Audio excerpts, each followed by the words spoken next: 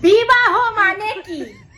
বিবাহ মানে হলো কই গো শুনছো থেকে কোন কালা হয়ে গেছে না কি? বিবাহ মানে হলো কোথায় গিয়েছিলে সোনা থেকে, কোথায় মরতে গেছিলে?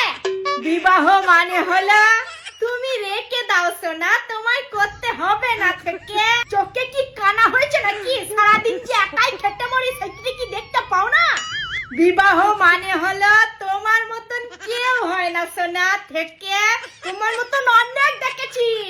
বিবাহ মানে হলো কত ভাগ্য করে তোমার সঙ্গে আমার বিয়ে হয়েছে থেকে, আমার ভাগ্যটাই খারাপ যে তোমার মতন একটা লোকের সঙ্গে আমার বিয়ে হয়েছে।